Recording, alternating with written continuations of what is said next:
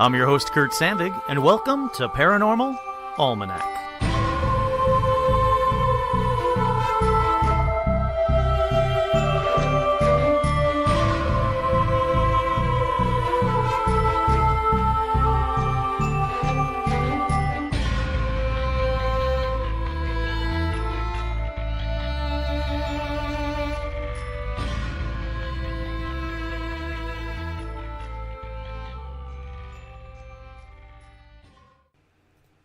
That's right, I'm your host, Kurt Sandvig, and on this week's edition of Paranormal Almanac, we're going to talk about other famous ghost sightings. But as always, first up, we have shout-outs to all the cool kids. Shout-outs to Nanashi, Rodney, Michaela, Jeff, Lash, Martin, Jim, Jory, David, Jade, Megan, Laura, Shani, Todd, Jamie, and Elijah Hendrickson, Kira, Rich, Rachel, Laura, Angie, Anthony, Carolyn, Chuck, Dan, Daniel, Dill, Edgar, Heidi, Jeff, Juliana, Kat, Laura P, Laura, Ruth O, Lindsay, Maggie, hi Maggie, Pablo, Matt, and Sean Bishop. Oh, and Lash wants Cassie to know that she is awesome. How's that for a cool group of people? Head on over to patreon.com/paranormalalmanac and join them, won't you? For as little as $1 a month, that's right, $12 a year, you can help me make this podcast a little bit better every time. All of the money that you guys give to me help me in editing, in getting gear, in getting a better microphone, and going on investigations. So I know it doesn't seem like a lot, but that extra $12 a year, if you do only $1 a month, will help me out tremendously. All right, let's get on to paranormal news. First up, what was it? Shared stories of a daytime September UFO sighting on Cape Sable Island has people talking, apparently. A near-capacity crowd was on hand at the Shag Harbor Incident Society UFO Museum on October 6th to hear about and see video and photographic evidence of a daytime UFO sighting over Cape Sable Island in Nova Scotia. Now, a lot of people saw this UFO. Like I said, it was during the daytime, about 3 o'clock in the afternoon. It was on September 15th when noted UFO researcher Chris Stile got a call. He said, "We get to Yarmouth at 3:04 p.m. and the phone rang. It was Justin Brown. He was over the top excited. He said, 'Chris, you have to get to Cape Sable right now because there's been a UFO hovering over me for 10 minutes. Now, while they're on their way over to Cape Sable Island, they got a call from Laurie Wickens, who is one of the eyewitnesses to the 1967 Shag Harbor UFO sighting, telling them that he was on site with Brown, and they were now at the Daniels Head Beach in Southside. Shockingly enough, when these guys actually got to the beach, the UFO was still there. He said the first sighting, it was quite distant and was out over the water. When I first seen it, that's his words, not mine. When I first seen it, I thought it could be a weather balloon, but something seemed a little odd. At this point, it's basically a white sphere out over the ocean.' He said he noticed there was a steady light wind at our backs. It was obvious what was out there was coming against the wind towards us. So this is no weather balloon. Whatever it was moving against the wind. It was an 8-mile-per-hour wind. He says the sky was blue. There were no clouds. The moon was up, a half moon. Conditions were almost too good, he said.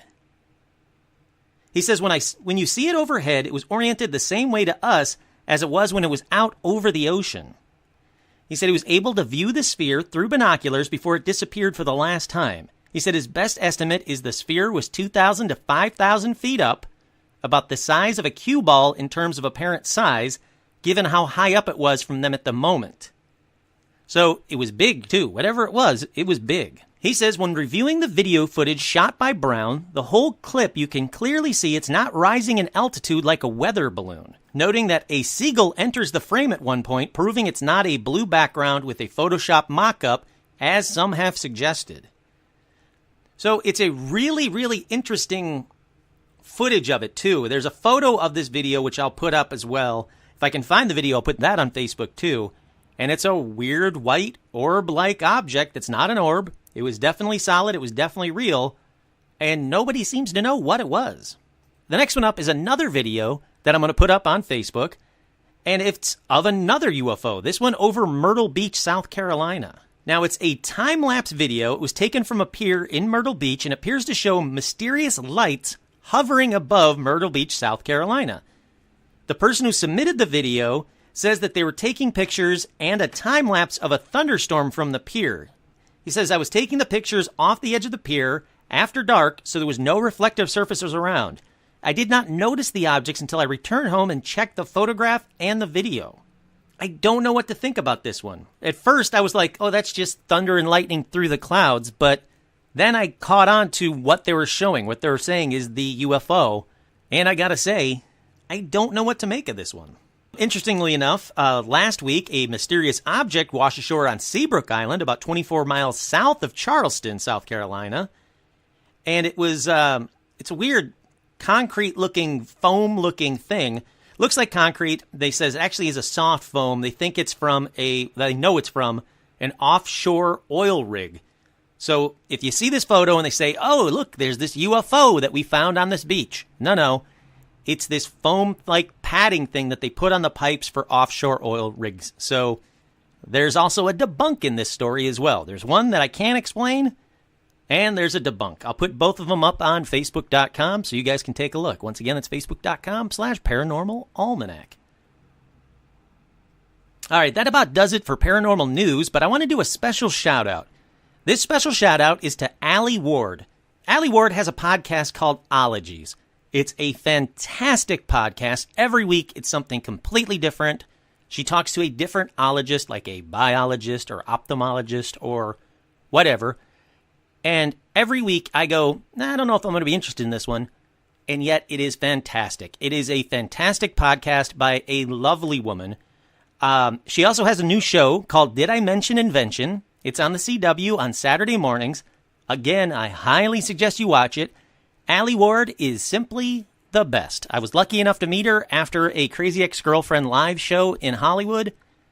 She's friends with Kat Burns, who does the choreography on Crazy Ex-Girlfriend. She is as beautiful and wonderful in person as she is on her podcast and her TV show. So if you haven't checked it out, I highly recommend it. And just one last thing before I get to this week's episode, I wanted to make sure you all stayed until the end of the last episode where I played the EVP I got at the Omen House. If you did hear it, what do you think? What do you think it said?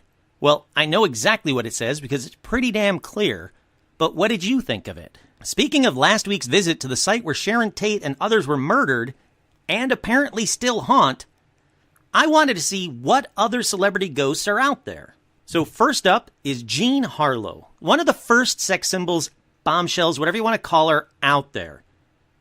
She was one of the biggest stars in the 1930s, and sadly she died of kidney failure at just 26 years old in 1937. To give you an idea of how sexy and popular she was, the phrase blonde bombshell was coined about her. Now, here's where a little bit of rumor takes over, because supposedly her husband, Paul Byrne, used to beat her viciously. Now, this is unverified. From everything I could find, it's unverified. They were married. That part is true. She did have a husband. His name was Paul Byrne. But this might explain why a family who lived in her home in the 70s described hearing sobbing all the time, smelling mysterious perfume, and hearing a woman's voice whispering, "Please help me." Now, let's stick with Byrne for just a second more, though, because supposedly he also haunts that house. And that's maybe because on September 5th, 1932, just 4 months after his marriage to Jean Harlow, Paul Byrne was found shot to death in the house.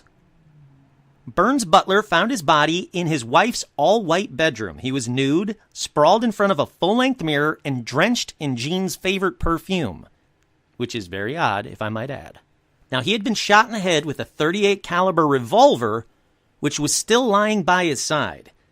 Officially, it was ruled as a suicide. And that's officially, because if you delve just a little bit deeper into this, there's a lot of foul play that seems to go along with that whole, like, it's very similar to the Marilyn Monroe death, where officially it's a suicide. But if you look into it just a little bit, you go, this doesn't seem like suicide at all. But anyhow, both Paul and Jean haunt this house. But here's where my research got weird. Because that house was owned years later by Jay Sebring. Now, Jay Sebring, in case you don't know, was brutally murdered along with Sharon Tate. Hold on, it gets weirder, because it's reported that Sharon Tate, who was dating Jay Sebring back in the day, and stayed at his house in 1966. So, Jay Sebring bought the house that both Jean Harlow and Paul Byrne haunt. Sharon Tate came to this house in 1966. The story goes that Sharon was spending the night alone at Jay's house, sleeping in his master bedroom. She later recounted to several friends how she was suddenly awoken by an apparition of a creepy little man who was walking through the bedroom. Here's a little side note. Paul Byrne was sometimes described as a creepy little man. Very interesting. Anyhow, so she sees this creepy little man who is walking through the bedroom. Rightfully so, she freaked out, ran down the stairs, but stopped quickly because she saw another apparition. This one was a dead body tied to the staircase banisters. The corpse's throat was slit. Sharon later said that she believed that the first apparition in the bedroom was the ghost of Paul Byrne, and many people believed that the second ghost, the murdered one, was a premonition of what would happen to her and Jay Sebring years later. How's that for bizarre? I'm going through research I thought was completely unconnected to Sharon Tate and Jay Sebring and those brutal murders, and the first one brings me right back into it. Next up is nearby both the Sharon Tate site and Jean Harlow's house on Benedict Canyon Road. It was the home of George Reeves, who was best known as TV's first Superman. The address is 1579 Benedict Canyon, and George died upstairs in his bedroom from a gunshot wound to the head. Now, there's serious debate again whether he committed suicide or he was murdered.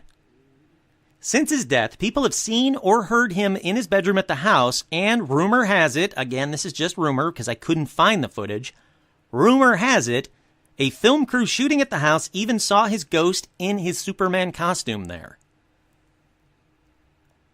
I think it's kind of odd that they saw him in the Superman costume because I seriously doubt that George Reeves was wandering around the house while he was alive, wandering around the house in his Superman costume. Maybe he was. I have no idea. It is true that when he was killed or committed suicide, he was wearing one of the Clark Kent suits from the show, but basically he was just wearing a nice suit. So that part doesn't surprise me that he took a suit home from his TV show. Next up is another one on Benedict Canyon, and I gotta be honest, I'm beginning to think there's something going on in Benedict Canyon. Yes, I learned while I was at the Omen House that there's a big magnetic sphere on the canyon that causes a lot of weird, bizarre things. That might be the explanation. For whatever reason, though, it seems to have a hell of a lot of ghosts in just a small area. But this one is Rudolph Valentino. Now, he was best known as one of the most successful silent movie stars ever. He lived at a home called Falcon's Lair, 1436 Bella Drive in Los Angeles, just off of Benedict Canyon. And it's just across the canyon from the Omen House. I actually saw it from the Omen House while I was there, and by it, I mean the gate. You could see where the estate was. I'll get to that in a minute. Shortly after Valentino passed away, the caretaker of his property ran a very successful business by allowing seances and late-night ghost tours of Falcon's Lair. Here's the catch, though. The sightings during this time were probably staged by the caretaker to make a good deal of cash. But even still, there are reports of seeing Valentino walking his estate, and footsteps were also heard all over the house. More rumors, but silent film star Harry Carey Sr., who lived here after Valentino, claimed that he had to move out because the house was too haunted. Now, sadly, the main house was bulldozed in 2006. Now, Valentino has also made appearances at his beach house in Santa Monica, where he likes to lounge around on the bed and play practical jokes like knocking on the door.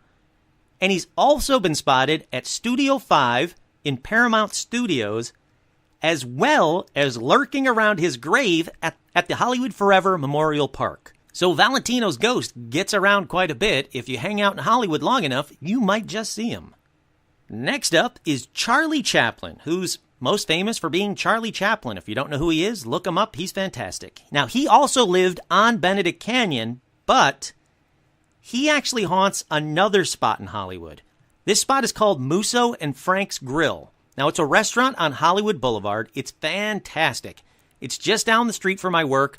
I walked by it pretty much 2 or 3 times a week, but I walked by it just the other day just so I can get that old Hollywood vibe that I absolutely love. It's a classic restaurant. Everyone who is anyone went to it. And it seems like Charlie Chaplin still wants to go there because he is often seen in Booth 1, which is his favorite old booth where he dined almost daily for years. And that's not an exaggeration. He was seen there almost daily in Booth 1, enjoying the food at Musso and Frank's. Now, here's a heads up, though. Booth 1 is the most requested booth, so be prepared to wait or sit somewhere else. I've yet to be seated at Booth 1, and I've asked for it quite a few times. Now, let's focus on Musso and Frank's a bit more because, again, it's the oldest restaurant in Hollywood. It opened up in 1919, and there are quite a few ghosts, actually, that are seen here besides Charlie Chaplin. Among them are Jean Harlow. Hey, I just told you about her. Lionel Barrymore. If you know the name Drew Barrymore, then you know the family of Barrymore, which Lionel's part of. Orson Welles, who's next on this list, so hold on. Carole Lombard, and Raymond Chandler. So there's a lot of activity at Musso and Frank's. All right, let's move on to Orson Welles. He was best known for Citizen Kane. He died in 1985 of a heart attack at the age of 70. He can still be seen at the old Ma Maison restaurant, which is now called Sweet Lady Jane Bakery. He's seen at the location of his favorite corner table in his signature wide brim hat and smoking a cigar, which is often smelled by the staff even if he's not spotted there. So a lot of the staff will be walking around and instantly get this giant whiff smell of a cigar, even though nobody in the area is smoking, and obviously no one's smoking inside there, because that's illegal in California. Next up on this list is Montgomery Clift. Now, Montgomery Clift is best known for Here to Eternity. Now, he can be seen and heard in the Roosevelt Hotel, and I've actually talked about this one before because I had an experience in his old room years ago, room 928. So to hear this tale, you have to listen to every episode of Paranormal Almanac, because I'm sure I've talked about it before. If not, if you ever see me, I'll be glad to tell you that story. Next up is Joan Crawford. I don't expect you to know who all these stars are, so again, I'm going to give you a little history of each person. Joan Crawford starred in the 1962 movie, Whatever Happened to Baby Jane? And if you have a chance, I recommend watching that movie. Or if you're ever at 426 North Bristol Avenue in Los Angeles, which is her old house, well, she can still be spotted there. Her daughter Christina, who grew up in the home, said that the house was haunted when she was living there. Obviously, not by Joan, by something else. She would often see and hear things, and things would move or break on their own, which she would get blamed for. In Christina's book, Mommy Dearest, she said because of Joan Crawford's alcoholism, her childhood was a nightmare filled with abuse. So the house was already haunted. Then there's years of abuse happening there. So let's jump ahead to when the house was sold, because the new owners started having paranormal issues right off the bat. Odd fires broke out in the home, and there were even reports that children's voices, especially the sounds of children crying, seemingly came from inside the walls. The owners decided to have the house exorcised by a minister from the Healing Light Church, and not just once, but numerous times. Christina later said every single owner of this house has had trouble. The first was Crawford. She built the majority of the house. It was a small cottage when she bought it, but most of the house she had built for her. Every single family that has lived in that house has had horrible things happen. Illness, alcoholism, addictions, relationship problems. And now, evidently with the current owner, the walls are breaking out in flames. Those are all quotes. She says, I've heard that in particular, it's the wall that was behind Crawford's bed. Even though The exorcisms seem to have worked by now. They seem to have taken care of most of the spirits. There are still reports to this day of a ghost caretaker and a ghost dog. Now, I can get how they know it's a ghost dog. You either see it or hear it or feel it or whatever. That's a ghost. It's a dog. I know what both of those things are. But how do you know it's a ghost caretaker? What is this ghost doing that you go, oh, look, there's a ghost caretaker right there? Take that one with a grain of salt. All right, next up is Lucille Ball from I Love Lucy. You know who she is. And apparently her ghost haunts a couple of locations in Hollywood. The first place that she haunts is their former Beverly Hills home at 1000 North Roxbury Drive in Beverly Hills. Fun fact, they drive you right by this house if you take any one of those crappy van Hollywood tours if you're in Hollywood. Don't do it. Contact me. I'll drive you around. I'll give you a better tour. Most of the tour is BS. But they do drive you by Lucille Ball's house. I've been by it. Now, people have heard partying happening here late at night, coming from all over the house and in the attic. They can hear loud music and people shouting over it like a swingin' party is happening. And if that wasn't enough, the furniture rearranges itself in the house. And there's also reports of things moving on their own right after they're set down. Lucy's ghost is also seen at the Paramount Studio lot in her old offices known as the Hart Building. It is one of the oldest buildings on the lot, which was once owned by Lucille Ball and Desi Arnaz. People there see Lucy on the second floor and smell Lucy, or at least her perfume, I guess. Plus, just like in her house, things move on their own or get thrown onto the floor there in the offices. There have also been a couple of Lucy sightings at the Jamestown Cemetery in New York where she's buried. Next up on this list is the one and only Lon Chaney. Now, he was the man of 1,000 faces. He's seen in such things as The Hunchback of Notre Dame, London After Midnight, and, of course, Phantom of the Opera. Speaking of Phantom, his ghost was still seen on Soundstage 28, which was one of the oldest sound stages and where they filmed The Phantom of the Opera in 1928. But, unfortunately, Universal demolished it recently. The activity that happened there, though, were lights turning on and off, doors opening and closing, and supposedly, he was even seen there still in his Phantom costume. Quick correction so you guys don't have to. I just said Phantom of the Opera from 1928. It's actually from 1925. So no need to send me in that correction. I just corrected myself by looking it up real quick. Okay, next up is John Belushi, best known for Animal House and Saturday Night Live and the Blues Brothers. You know, he's John Belushi. He's fantastic.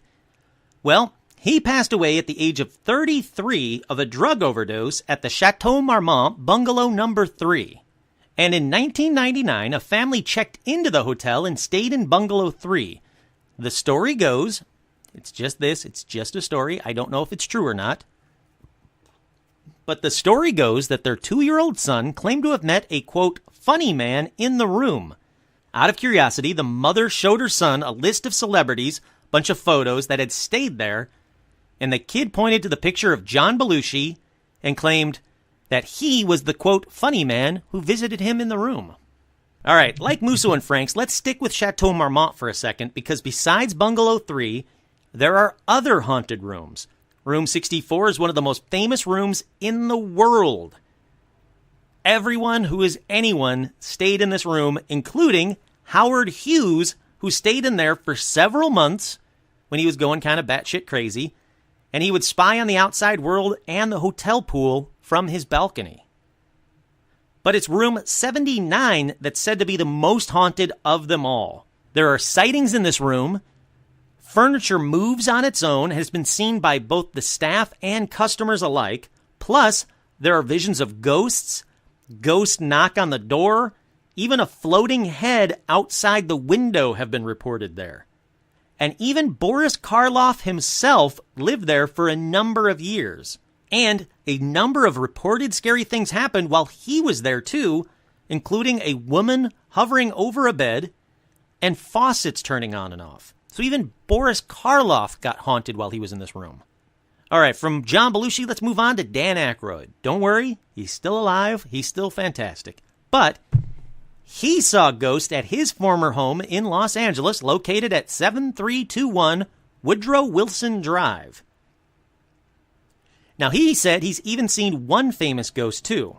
Dan Aykroyd says, I've had several experiences. I saw things moving around on the counter, doors opening and closing.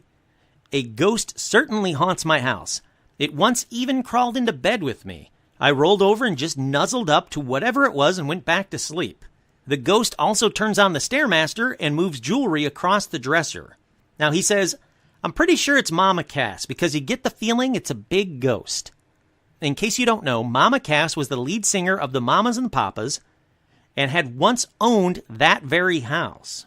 With everything online and ghost stories alike, there is a different version of that Aykroyd quote. Supposedly, a man died next to the house and was buried there, but I call BS on that. Who dies next to the house and then was buried there? But this other version states, Dan says, I think it was another guy. I think it was the other guy. The guy that died next to the house. I was alone in the house and decided to take a nap. I closed the door to the bedroom, but didn't lock it. I woke up, I saw the door open, and I rolled over and looked at the bed, and I saw the depression in the mattress, like someone was getting in there. And I thought, well, I'm just going to roll over and snuggle up next to it. I'd be surprised if I was his type, but when you're dead, you'll take what you can get. I kind of call BS on that second Aykroyd quote, so take it with a grain of salt. Perhaps it's real, perhaps it's not. If I ever meet him again, I'll make sure and ask him, don't worry. Next up on this list is the one and only Elvis Presley.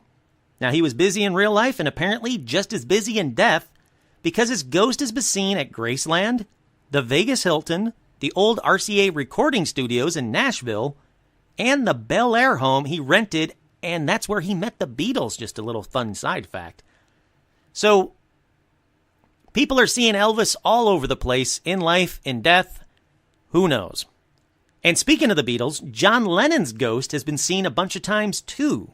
His son, Julian Lennon, said John's ghost visited him in the form of a white feather, which is kind of odd because Paul McCartney said he felt John's spirit present during the recording sessions for Free as a Bird, and John appeared in the form of a white peacock.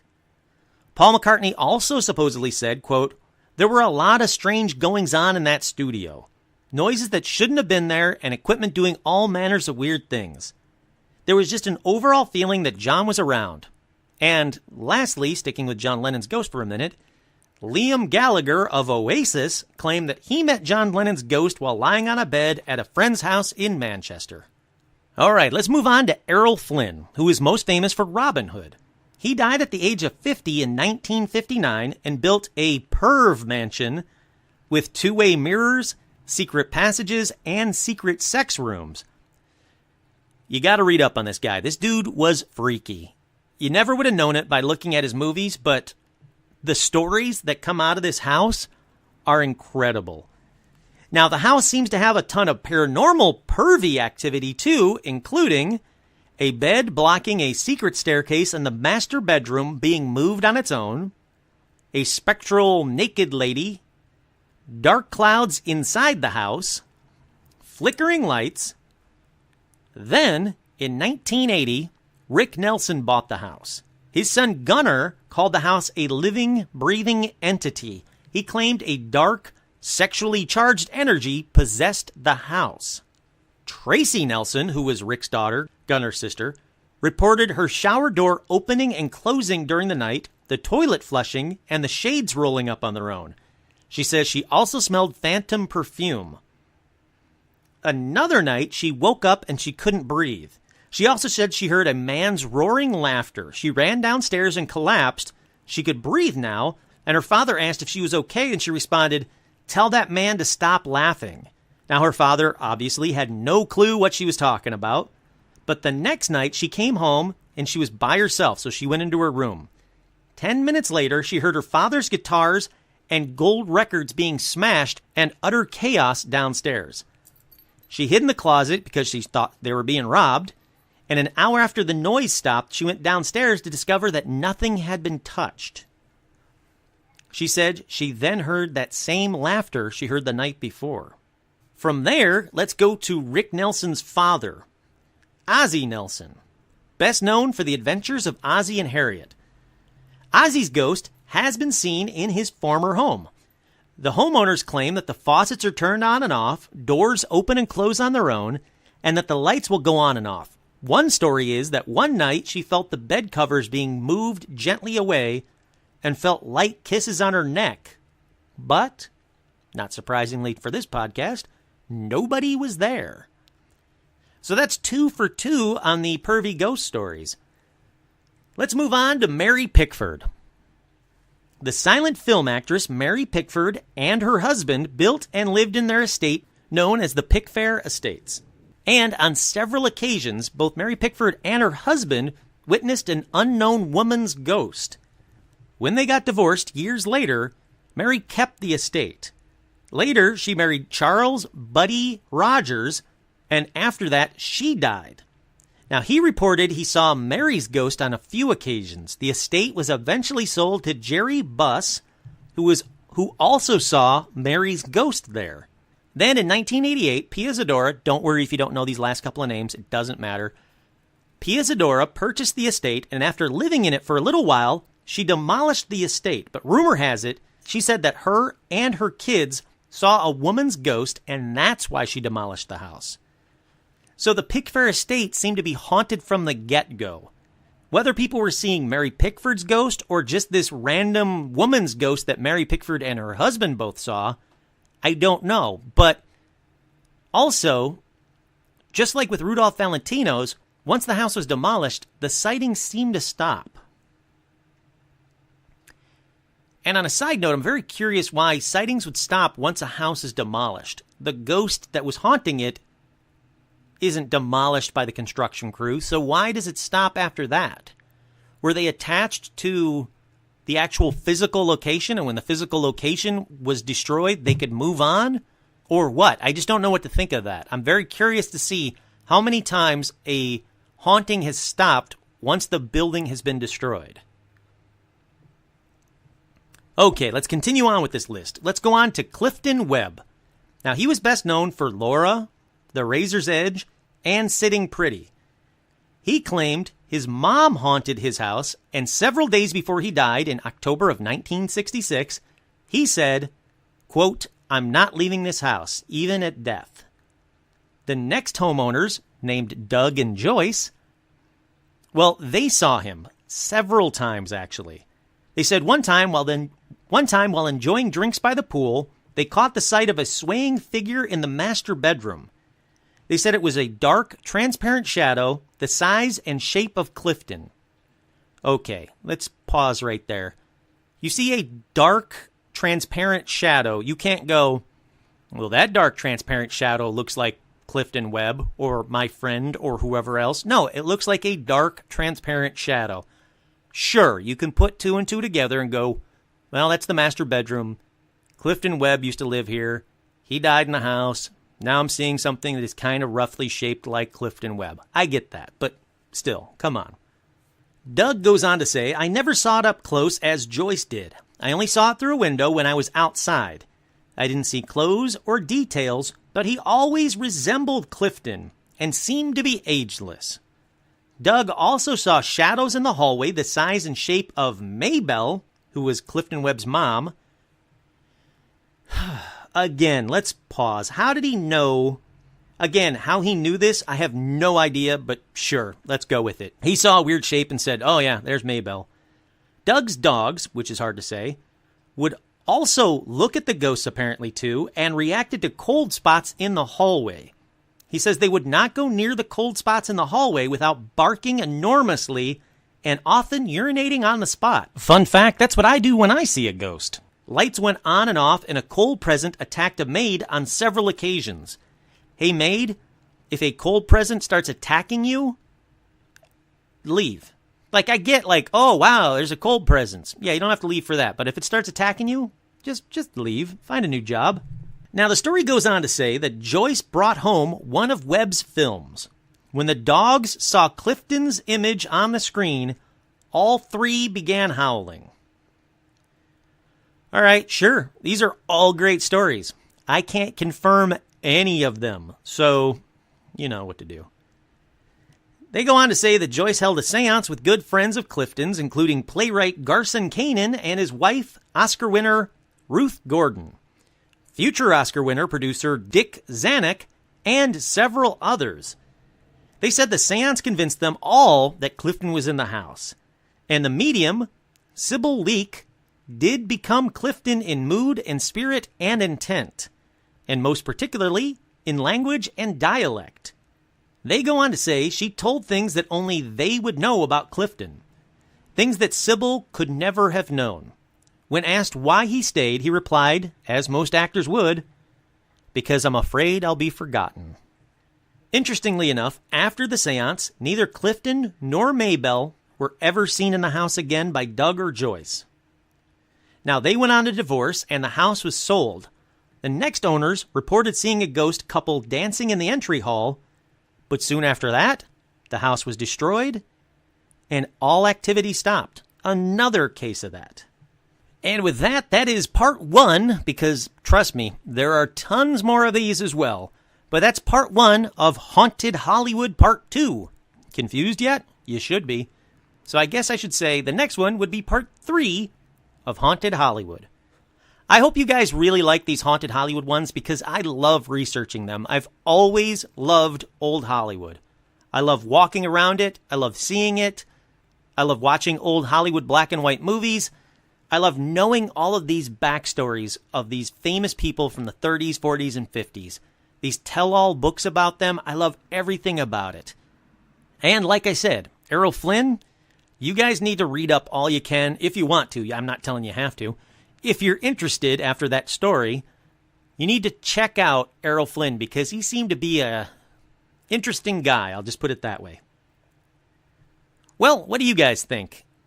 Would you guys like to do a tour of Haunted Hollywood, the real Haunted Hollywood, not this Hollywood tour BS sit in the back of a van thing, but an actual tour? Well, you can. I gave you most of the addresses, and I gave you the stories.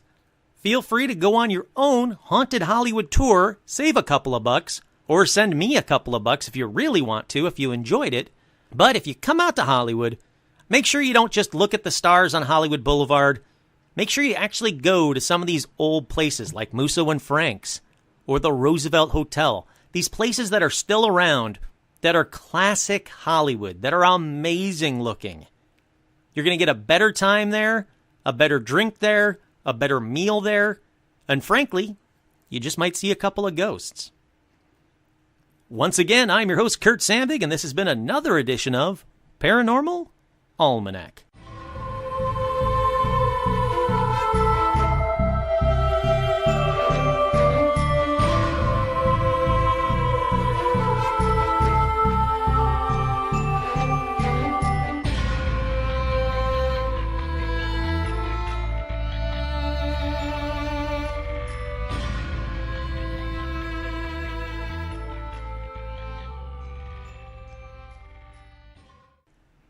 Hallelujah.